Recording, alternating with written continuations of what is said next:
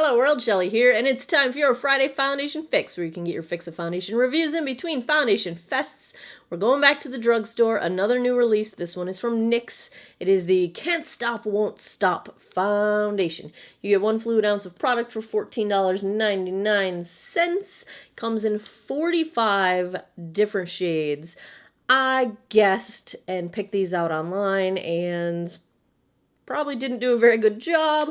These descriptions of the shades are highly confusing to me.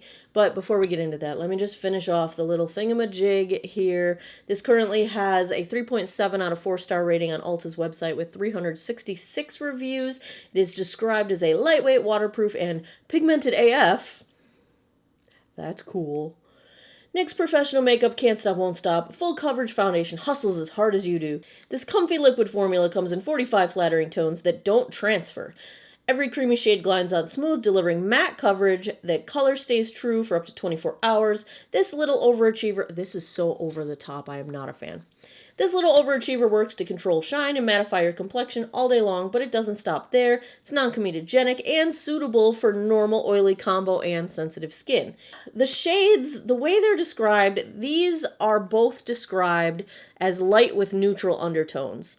I think this one's much lighter than this one, and I think neither one is really neutral. I think this is yellow and this is pink. So the descriptions of the shades don't really help. And on the fair end of the spectrum, you've got words like pale, and then you've got words like fair, and then you've got words like light ivory, then you've got words like porcelain, and all of these are lighter than these. So there are a bunch of shades lighter than Nude and Light, which are the two that I got that are described as being light neutral. So I don't know how much luck you're going to have, probably as much as I did, in picking a shade online. The deeper shades do seem to cover a wide spectrum of deep undertones and deep levels of light to dark. The medium is, full on. It's a good color range. There's a lot of colors in here. I just think you might have better luck if you could see them in the bottles, because also the pictures on the website do not look like these colors in the bottle. So we'll see. I might look like a clown today. That's okay. It's like any other day. Packaging, we have nice, I think that's glass. I think we got glass bottles here. Plastic pump. Yay, I like pumps. Let's take a look at some swatches, compare these two to some other foundations in my collection. Alrighty, let's swatch. First up, I have 2 swatches of the NYX Can't Stop, Won't Stop. The first is in shade Nude. The second is in shade Light. Both are described as light with neutral undertones, and I would like to debunk that myth right now. So the first one in Nude looks to me like a yellow-based undertone, which would be typically considered warm. The second one in Light looks to me like a pink undertone, which is typically considered cool. So I pulled out some specific foundations to compare against. The third swatch is the L'Oreal True Match Super Blendable, and it is in the shade Neutral 1, and that is a neutral. It doesn't pull yellow, it doesn't pull pink, it's that fine line right in between the two. The fourth swatch is a cool undertone foundation, the Wet n Wild Photo Focus in shade Rose Ivory. It is clearly a pink undertone. Definitely cool. The fifth swatch is the L'Oreal Infallible Pro Matte, which is, again, another neutral type of undertone. It doesn't pull pink or warm yellow. It's more of just a nice beige. And the last swatch, the first shade Nude in the NYX reminded me a lot of the IT Cosmetics CC Plus Cream Original in shade Light. That pulls very warm yellow on me, and sure enough, they look very similar. However, I think the NYX Nude is a bit darker than the IT Cosmetics in Light. So I know that's not a drugstore foundation, but I don't have very many warm tone drugstore foundations, so that is what we are dealing with. I do not think either of these NYX shades are neutral. I think Nude is warm and Light is cool. I am starting out with a 43-year-old face for a couple more weeks anyway, and I've got some sun damage that I like to cover up. I've got deeper smile lines that like to collect foundation, forehead lines. I got the beginning of crow's feet, which you don't really see it unless my skin gets really dehydrated. My skin is pretty normal right now, tends toward dry, gets dehydrated very easily. I do have enlarged pores on my chin, especially right here on my cheeks, a little bit of texture between the eyebrows that likes to give foundation trouble. So that's what I'm working on masking. I've primed with the NYX Hydra Touch. This is one of my favorite moisturizing primers. I don't know how much it extends the wear of makeup. I don't think very much on me, but it is nicely moisturizing, and whenever I'm going to go in with something matte, I like to use a hydrating primer underneath just to give me that little bit of extra help as necessary. I am going to go in on one side of my face with a sponge. This is from Shop Miss A. This is the AOA sponge, the one that has a little donation to animal rescues.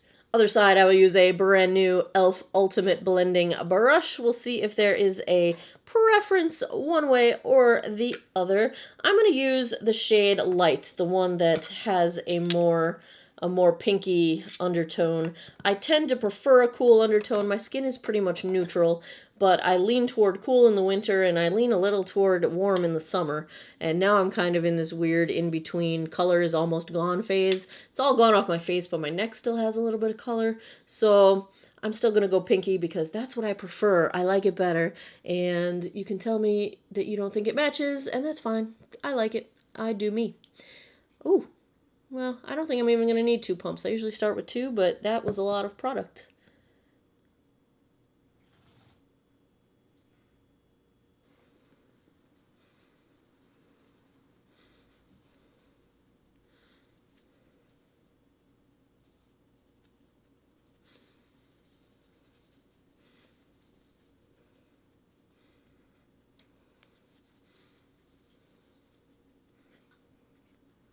Pretty light coverage with the sponge. I had a little bit of trouble blending this out. I feel like the foundation just wants to stay in the spot where I put it, but it did blend out eventually nicely. I do feel like I still have redness coming through. I've still got all of my sunspots visible.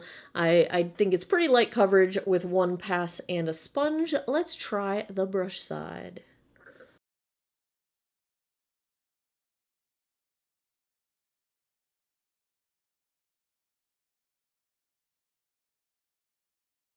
I think it blended out a little bit easier with the brush, but I like the finish better with the sponge, and I still think we're at really pretty light coverage. I can see everything coming through. It's not really giving me coverage on my nose. Everything still looks a little bit pink, and I don't see full coverage yet, so I think we have to try and build this up. I'm going to try to go in sections so it doesn't like dry down on my face.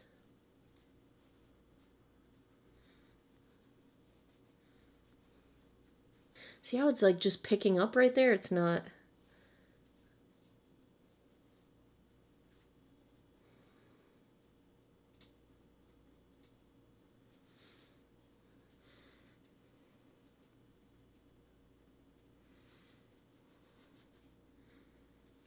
It's not staying.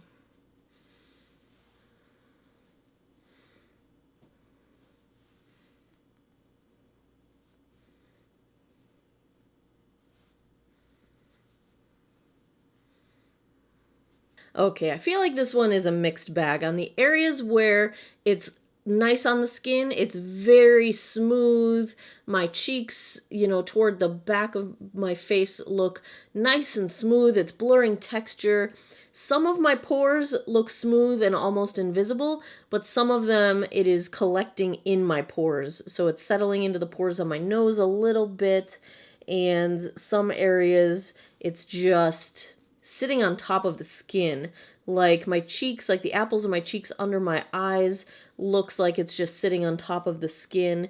It does not appear to be settling into lines, but I do feel like it's accentuating some of my deeper lines, like my little Meredith Grey wrinkle and the little wrinkle on my lip that is from drinking out of straws my whole life. So I feel like in some places it looks really nice. In some places it's just sitting on top of the skin. I've got some polka dot pores going on, but I also have some beautiful smoothness. So I don't know what I think right now. I don't love it because if I loved it, it would be beautiful everywhere. And it's not beautiful everywhere. The other thing that I'm noticing it looks really dry. Like when I smile, I'm getting the sort of dehydration drag lines and my crow's feet are already showing up. And you saw just a minute ago, you could not see them. So that's usually dry foundations. Dehydrating foundations usually make my crow's feet come out. So that's a bad sign right off the bat. But then other places look beautiful. Like my skin looks so smooth right there.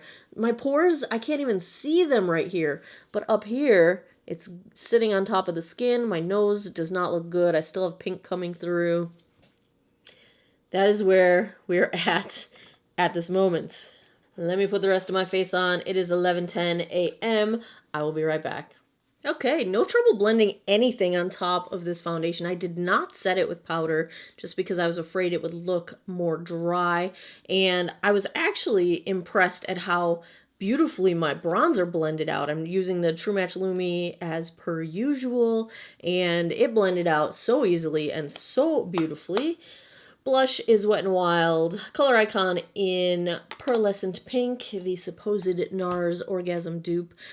I think this looks really pretty at a distance. I think when you get up close, you can see the problems with it. It feels a little bit dry already. My skin's feeling a little itchy, and that's not a good sign in terms of how drying it is or not. But I think at a distance, it looks pretty.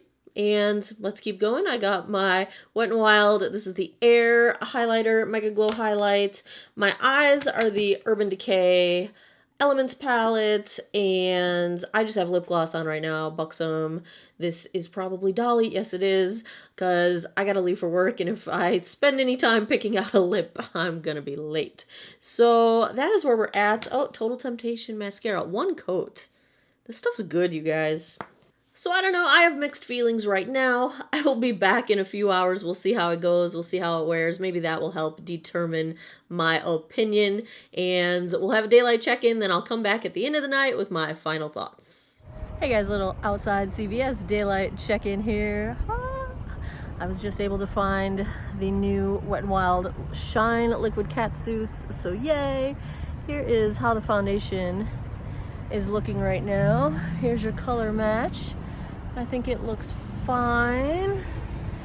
In fact, it's too dark for my my non-exposed skin, but my neck has still got a little color from summertime. I think it looks nice at a distance. I think it's starting to look dry. I'm getting little drag lines on my face, kind of like I was this morning. Look at this. Pretty dry. My skin is feeling pretty dehydrated right now. It's a little scratchy, a little bit itchy. It's just after 6 o'clock p.m., so it's been on for about 7 hours right now.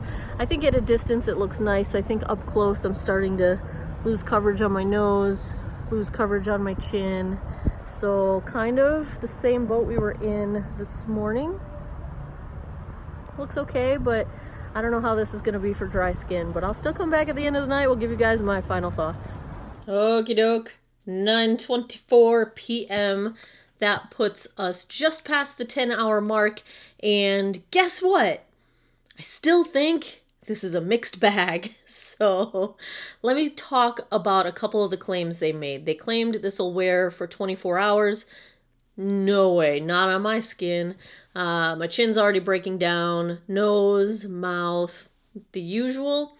And it's been 11, so not so much. They also mentioned it being transfer proof, and on days when I'm testing or wearing something that's supposed to be transfer resistant in any way, I might touch my face a little bit. So what I was doing this afternoon was while I was working, I was sitting like this. And I was reading and, not moving around, not rubbing my face, just sitting exactly like this. And you can see product is rubbed off of my chin right here. And I mean, it wasn't excessively sitting. I probably sat like this for a half hour. It transferred. So that's just a little FYI. Let's look in up close and see what we're dealing with. So, like I said, transfer, a little bit of breakdown on my chin. The coverage is wearing off very obviously on my chin. It did settle a bit into my deeper chin lines. It settled a little bit into my smile lines. The coverage is wearing off around my nose. I did not blow my nose at any point during the day. In fact, that is why I am filming this right now, because I sneezed right before this and I need to blow my nose. So The cheek area still has blush, bronzer, highlight. I think they're a little bit faded from what they were this morning, but they're still intact for the most part. The area between my eyebrows is starting to break down a little bit, but it's not really enhancing texture, so I think that is good. My forehead still looks fine. I don't see any noticeable settling into my forehead lines, so I think the settling is primarily into the more deep lines like my smile lines and my chin lines. Minor lines, maybe it will not settle much into.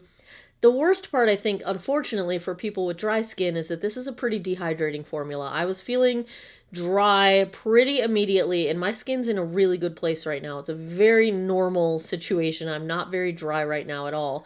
And it's been excessively humid here, so the environment I'm in is not dry at all. And I've definitely got drag lines starting, my crow's feet starting. You can actually see texture now on my skin that I don't think you can normally see if my skin looks hydrated and plumped. So this is what started out as a very nice smooth look on this area of my face is now looking very textured, but it's not even the texture of my skin that's showing. It's micro dehydration lines that are showing on my skin. So if you have dry skin, I would definitely not recommend this. They specifically stated that this was fine for normal skin, and my skin's normal right now, and I don't think that's accurate, at least not on my skin, which, yes, it does dehydrate very easily. I do dehydrate quickly. So if you're in the same boat, it might not work out very well. So if I had to give a grade to the NYX, can't stop, won't stop, I'm going to go C-. I think it performs about average. I think it's making some really specific claims that it does not live up to on dry or maturing skin.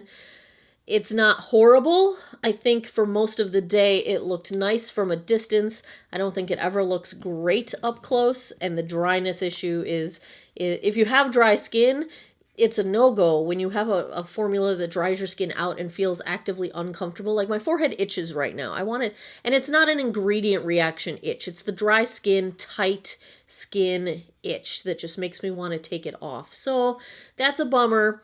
I've seen some people have really good experiences with this foundation. I've seen some people have bad experiences with this foundation. I think at the end of the day, this is one of those that you might just have to try it for yourself and compare yourself to other YouTubers out there, find out their skin concerns, see if it worked for them. That's kind of what I do when I'm lying. I buy all the foundations regardless. But when I'm looking for ones, that I'm going to use on a daily basis, and I'm looking to see what I think is going to work for me, I compare my skin attributes to other people, and I take as much data as I can from all those different sources, pair it up, and see what works. So I hope this information is useful to you guys. I recommend that you try it if you think it might work for you. I'm never going to say, absolutely nobody should try it, because clearly these things all work for somebody. Just not super great for me. We're going C- on this one. If you guys have any suggestions for foundations you would like me to check out, leave them down in the comments below. I have a lot of foundation reviews coming. I have lots of foundations in my bin, and I'm always buying more. Of course, the Sephora sale usually comes around November, will be coming up, so if you have any high-end you recommend that you want me to check out, let me know down there. Ulta also has coupons. I think they have a 20% off coupon going right now, actually. I have to look and see when that expires. Let me know. What should I buy? Leave me some comments. If you enjoy foundation reviews, I'd appreciate a thumbs up down below. Please subscribe if you haven't already. I post new videos every Monday, Wednesday, Friday, 9 p.m. Eastern Time. As always, thanks a lot for taking some time out of your day to geek out over makeup with me. Stop by geekoutofwater.com. Check out the Foundation Fest link. You can find a ranked, sortable, searchable spreadsheet of all of my foundation reviews. And I hope you all have an awesome day or night wherever you are in the world. Take care of each other. Bye-bye.